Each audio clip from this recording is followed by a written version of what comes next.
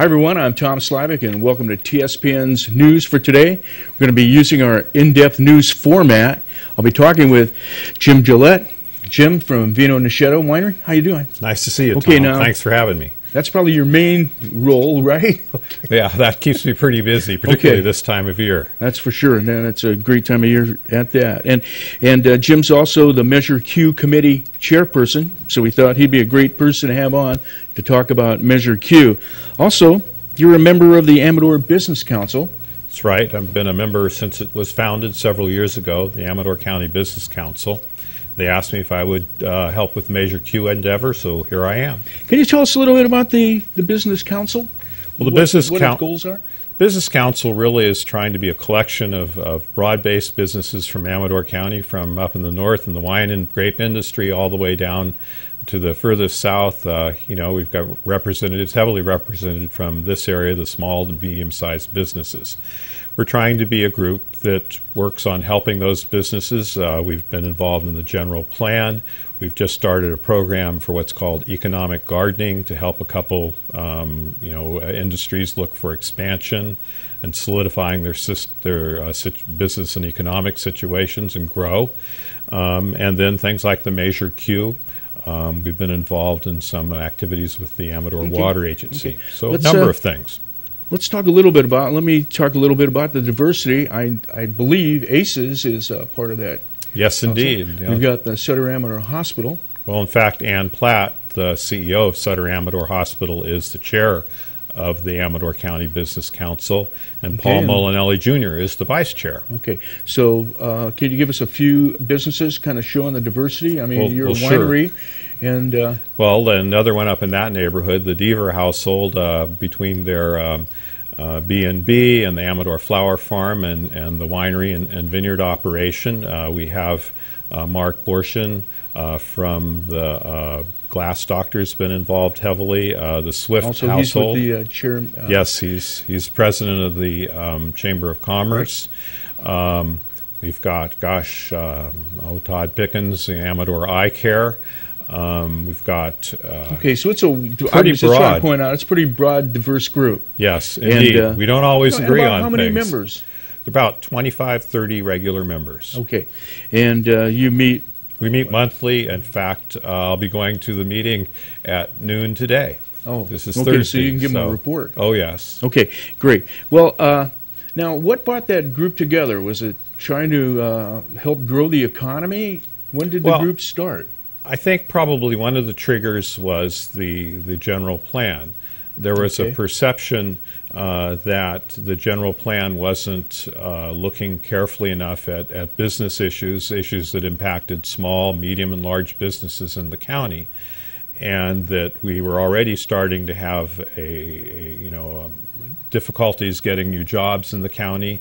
Perhaps the industry I'm part of is the one that's shown some growth, but in general, there was very little growth in the county, economic growth. And that's a problem because people need jobs. They need jobs to pay taxes. They need jobs to put food on their table and so forth. And so there was a group of us that felt that we needed a somewhat comprehensive or cogent business activity. Now, of course, in the case of businesses, most of us just getting through the day and making payroll and things like that keeps us pretty busy.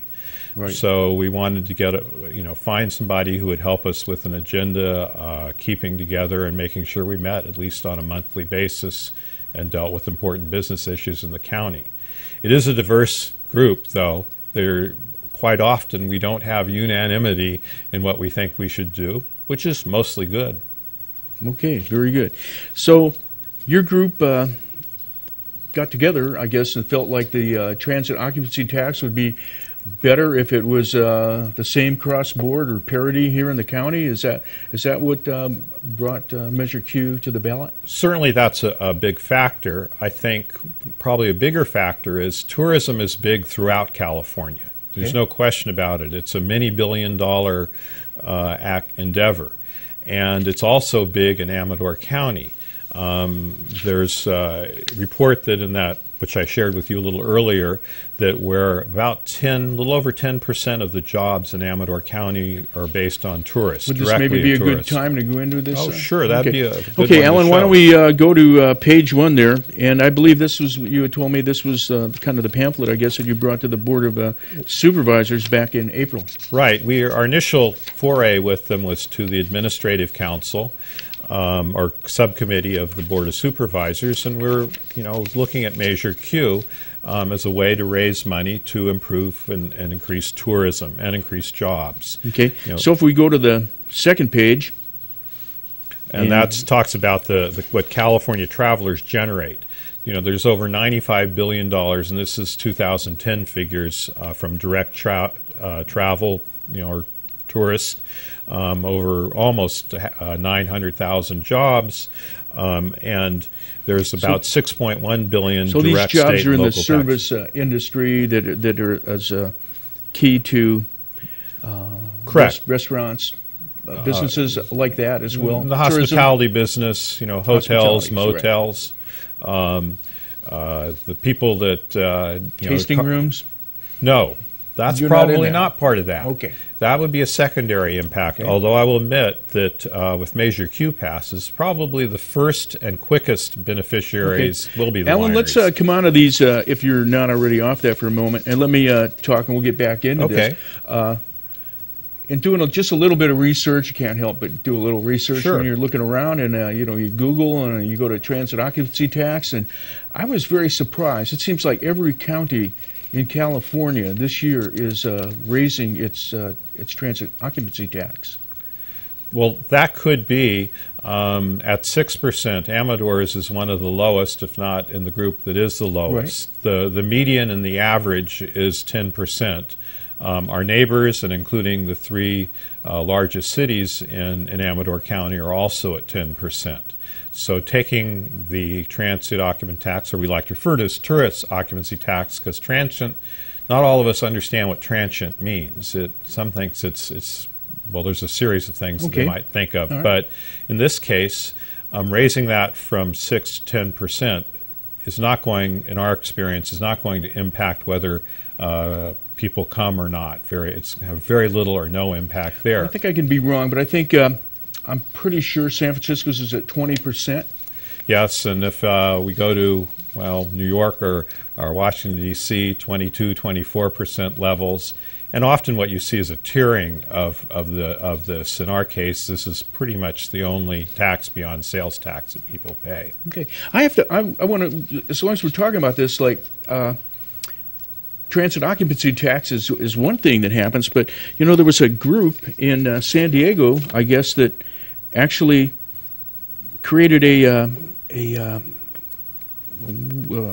should be able to point this out right now, an assessment area for hotels, and collected taxes that way. Correct. And of course, when they did it that way, you didn't have government being able to account for it, and other things like that. So this is an area. It's a possibility. Well, I wasn't suggesting this. I was just saying that it's not like you could probably get out of anyone not paying transit occupancy tax, or somewhat moving backwards into not having one. Right. In fact, this one here could also be to raise an assessment, say, for if we wanted to put in a big complex, not here, but say a big city, and raise it that way to raise some funds. Yes, I think I only raised that to show people that there's ways of raising taxes on people when they stay in hotels, and the transit occupancy tax has been around for quite a long time. Yes, and it's probably well used and used by most places, and has a lot of accountability. Why don't we go back to this slide? Have we finished with this one, Jim? I think we're pretty much done with that one. Okay, now moving forward. I believe this is where we have that bar graph, right? And what's this bar graph showing us? It talks about the tourism's impact on the smaller counties of California. The 18 smallest counties, of which certainly Amador is one, the jobs approach 15% in Amador that are related to tourism, directly related to tourism. In Amador County, a little over 10% of the jobs are tourist related. And that's talking about direct tourist industry, Okay. restaurants, hospitality, hotels, motels, B&Bs. And so that's a substantial part of our employment. Also, too, there's some evidence that type of employment is more elastic. That is, it grows quicker because than some jobs, the efficiencies, it's a very labor-intensive job, Right. business.